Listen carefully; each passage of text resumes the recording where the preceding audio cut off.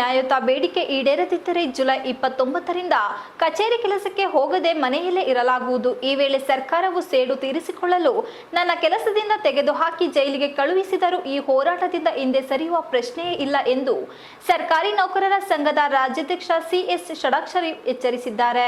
ನಗರದ ಹಾಸನಾಂಬ ಕಲಾಕ್ಷೇತ್ರದಲ್ಲಿ ಜಿಲ್ಲಾ ಸರ್ಕಾರಿ ಸಂಘದ ವತಿಯಿಂದ ಶನಿವಾರ ಹಮ್ಮಿಕೊಂಡಿದ್ದ ನೌಕರರ ಮಕ್ಕಳ ಪ್ರತಿಭಾ ಪುರಸ್ಕಾರ ಮತ್ತು ತಾಲೂಕು ಜಿಲ್ಲಾ ಘಟಕದ ಪದಾಧಿಕಾರಿಗಳ ಸನ್ಮಾನ ಕಾರ್ಯಕ್ರಮವನ್ನು ಉದ್ಘಾಟಿಸಿ ಮಾತನಾಡಿದ ಅವರು, ನಮ್ಮ ಬೇಡಿಕೆ ಈಡೇರಿಸುವಂತೆ ಸರ್ಕಾರಕ್ಕೆ ಮನವಿ ಸಲ್ಲಿಸಿದ್ದು 7ನೇ ವೇತನ ಆಯೋಗದ ವರದಿ ಸಲ್ಲಿಕೆಯಾಗಿ 10 ತಿಂಗಳು ಕಳೆದರೂ ಜಾರಿಯಾಗಿಲ್ಲ. ಈ ಹಿನ್ನೆಲೆಯಲ್ಲಿ ಯಾವುದಕ್ಕೂ ಅಂಜದೆ ಹೆದರದೆ ಪ್ರತಿಭಟನೆ ನಡೆಸುತ್ತೇವೆ. ಸರ್ಕಾರಿ ನೌಕರರೆಲ್ಲರೂ ಈಗಾಗಲೇ ತೀರ್ಮಾನಿಸಿದ್ದು ಸರ್ಕಾರಕ್ಕೆ ಗಡುವು ನೀಡಲಾಗಿದೆ.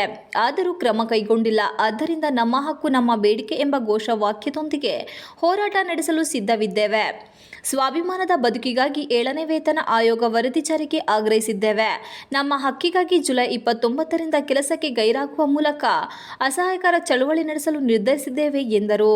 ರಾಜ್ಯ ಸರ್ಕಾರ 6ನೇ ಗ್ಯಾರಂಟಿಯಾಗಿ 7ನೇ ವೇತನ ಆಯೋಗದ ವರದಿ ಅನುಷ್ಠಾನಗೊಳಿಸಬೇಕಿತ್ತು. ಗ್ಯಾರಂಟಿ ಯೋಜನೆಗಾಗಿ ಪ್ರತಿ ವರ್ಷ 50ರಿಂದ 60 ಸಾವಿರ ಕೋಟಿ ರು ವ್ಯಯಿಸುತ್ತಿರುವ ಸರ್ಕಾರಕ್ಕೆ ನಮಗೆ ನೀಡುವ 10 ಸಾವಿರ ಕೋಟಿ ರು ಹೊರೆಯಾಗುವುದಿಲ್ಲ. ಹೋರಾಟ ರೂಪರೇಷ ರೂಪಿಸಲು ಜುಲೈ 23ರಂದು ಬೆಂಗಳೂರಿನಲ್ಲಿ ಸಭೆ ಕರೆಯಲಾಗಿದೆ ಎಂದರು. ರಾಜ್ಯ ಸರ್ಕಾರಿ ನೌಕರರಿಗೆ ತುರ್ತಾಗಿ 7ನೇ ವೇತನ ಆಯೋಗ, ಹಳೆಯ ಪಿಂಚಣಿ ಯೋಜನೆ ಜಾರಿ ಹಾಗೂ ಉಚಿತ ಆರೋಗ್ಯ ಯೋಜನೆ ಜಾರಿಯಾಗಬೇಕು. ಈ ನಿಟ್ಟಿನಲ್ಲಿ ಸಂಘ ಆರಂಭದಿಂದಲೂ ಹೋರಾಟ ನಡೆಯುತ್ತಿದೆ. ಇಂದಿನ ಸರ್ಕಾರಕ್ಕೂ ಸಹ ಇದೇ ಬೇಡಿಕೆ ಸಲ್ಲಿಸಲಾಗಿತ್ತು. ಅಂದಿನ ಮುಖ್ಯಮಂತ್ರಿ ಬಸವರಾಜ ಬೊಮ್ಮಾಯಿ ಅವರು 17ರಷ್ಟು ವೇತನ ಹೆಚ್ಚಿಸಿ ಮಧ್ಯಂತರ ಆದೇಶ ಹೊರಡಿಸಿದ್ದರು. ಒಟ್ಟಾರೆಯಾಗಿ 27.50ರಷ್ಟು ವೇತನ ಹೆಚ್ಚಿಸಬೇಕು ಎನ್ನುವುದು ನಮ್ಮ ಬೇಡಿಕೆ. ಈಗಾಗಲೇ ಶೇಕಡಾ 17ರಷ್ಟು ಹೆಚ್ಚಿಸಿರುವುದರಿಂದ ಬಾಕಿ 10.50ರಷ್ಟು ಏರಿಕೆಯಾಗಬೇಕು. ಅದಕ್ಕೆ ಸರ್ಕಾರಕ್ಕೆ ವಾರ್ಷಿಕ 12 ಸಾವಿರ ಕೋಟಿ ರು ಮಾತ್ರ ಹೊರೆಯಾಗುತ್ತದೆ. ಆದರೆ ಯಾರದೋ ಮಾತಿಗೆ ಬೆಲೆ ಕೊಟ್ಟು ನಮ್ಮ ಬೇಡಿಕೆಗಳನ್ನು ಕಡೆಗಣಿಸುವುದು ಸರಿಯಲ್ಲ ಎಂದು ಹೇಳಿದರು. ರಾಜ್ಯ ಸರ್ಕಾರಿ ನೌಕರರ ಸಂಘದ ಖಜಾಂಚಿ ಸಿದ್ದರಾಮಣ್ಣ ಅವರು ಮಾತನಾಡಿ, ಈಗಿನ ಯಶಸ್ಸು ಸಾವಧಾನದಿಂದ ಸ್ವೀಕರಿಸಬೇಕು.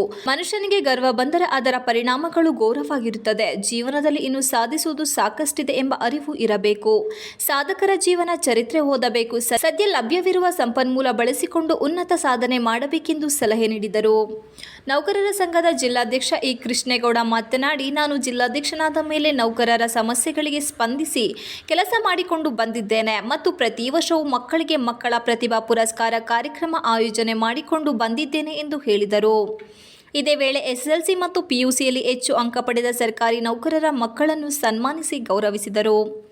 ಕಾರ್ಯಕ್ರಮದಲ್ಲಿ ರಾಜ್ಯ ಉಪಾಧ್ಯಕ್ಷ ಬಿಡಿ ದಿನೇಶ್, ಕಾರ್ಯಾಧ್ಯಕ್ಷ ಮಲ್ಲಿಕಾರ್ಜುನ ಬಳ್ಳಾರಿ, ಸಂಘದ ಪದಾಧಿಕಾರಿಗಳಾದ ಶ್ರೀನಿವಾಸ್, ರುದ್ರಪ್ಪ, ಟಿಎಸ್ ಕುಮಾರಸ್ವಾಮಿ, ಪ್ರದೀಪ್ ಕುಮಾರ್, ಮಂಜೇಗೌಡ ಹಾಗೂ ಇತರರು ಉಪಸ್ಥಿತರಿದ್ದರು.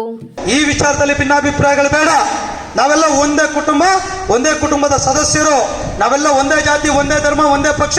ಅದು ಸರ್ಕಾರಿ ನೌಕರ ಜಾತಿ, ಸರ್ಕಾರಿ ನೌಕರರ ಧರ್ಮ, ಸರ್ಕಾರಿ ನೌಕರ ಪಕ್ಷ ಅನ್ನುವಂಥ ರೀತಿಯಲ್ಲಿ ನಾವೆಲ್ಲರೂ ಕೂಡ ಒಟ್ಟಾಗಿದ್ದು ನಮ್ಮ ಬೇಡಿಕೆಗಳನ್ನು ಈಡೇರಿಸಿಕೊಳ್ಳೋಣ ಅನ್ನುವಂಥ ಮಾತನ್ನ ಈ ಸಂದರ್ಭದಲ್ಲಿ ತಮ್ಮೊಟ್ಟಿಗೆ ಹೇಳ್ಕೊಳ್ತಾ, ಮಾನ್ಯ ಕೃಷ್ಣೇಗೌಡರ ನೇತೃತ್ವದಲ್ಲಿ ನಮ್ಮೆಲ್ಲ ತಾಲೂಕು ಅಧ್ಯಕ್ಷರು, ಎಲ್ಲ ಆಫೀಸ್ ಬೇರರ್ಸ್ ತುಂಬಾ ಚೆನ್ನಾಗಿ ಇವತ್ತು ಇವೆಂಟ್ ಅನ್ನ